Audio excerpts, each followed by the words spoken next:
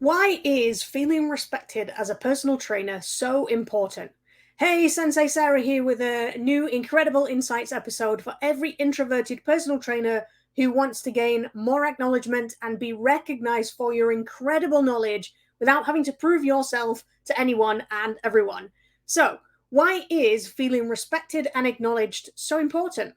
Here's this week's Incredible Insights.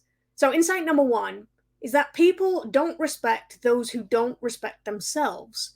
And you can't respect yourself until you embrace who you are. When you don't respect yourself, people just take advantage. So, whether that's with appointment times or pricing or anything else, really. And this kind of thing happens a lot when we first start out as trainers. Like, oftentimes we'll offer our entire diary for our clients to choose from, and you can guarantee that they will pick the most inconvenient time for you, but we're so scared of losing them as our clients that we put our own needs on the back burner. And when this happens once or twice, it's not really a problem. But what this actually teaches our clients is that they are in control. They have all the power, and that we'll just do whatever they say. And that makes it really hard for us to have any kind of authority, which means that they don't listen or have any respect for what we know. I might have had this happen to me when I was a new trainer.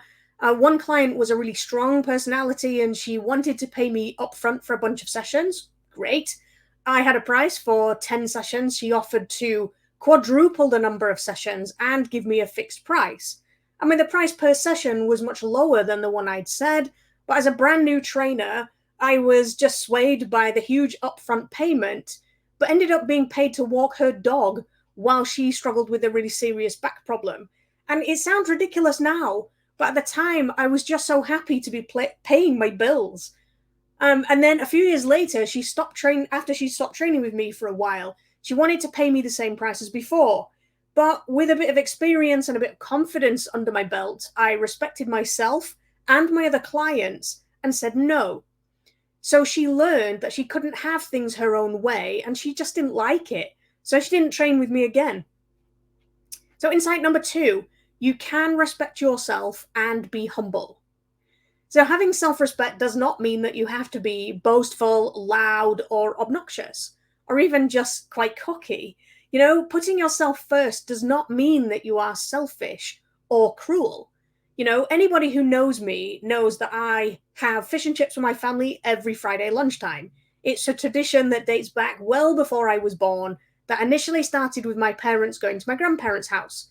Dad would travel from his work, and when my sister and I were older and we were on school holidays, we would join them too.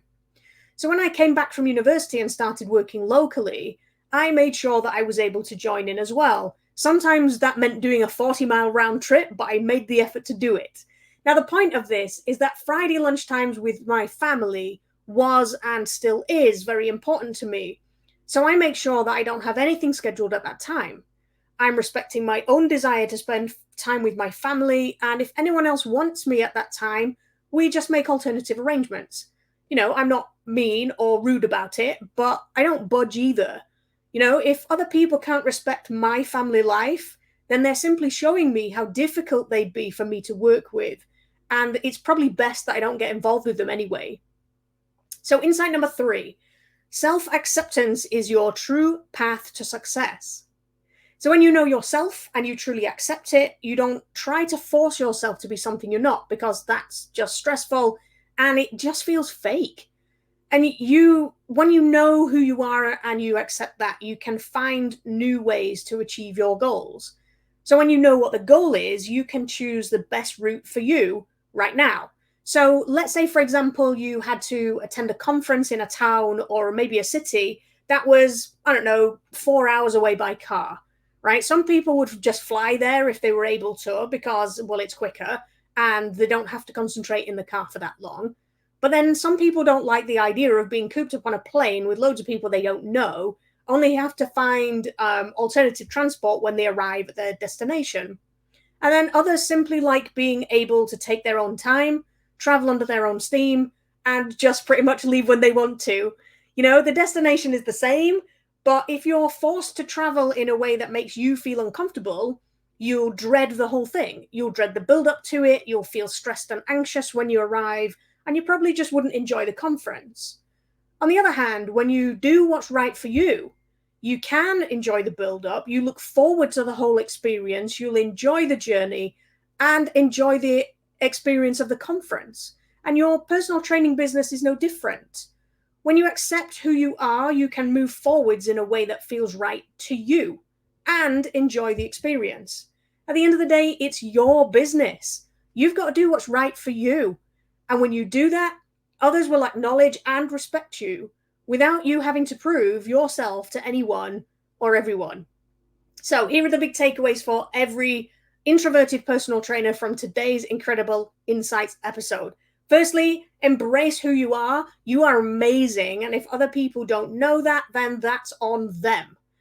2, accept who you are. It's not likely to change anytime soon. And then 3, you can use that to your advantage.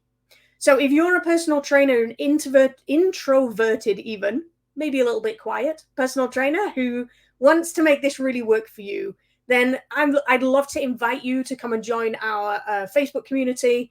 It's over at kickaspt.com/group, and you can be effortlessly recognized for your incredible knowledge simply for being who you are. So check us out. We're at kickaspt.com/group.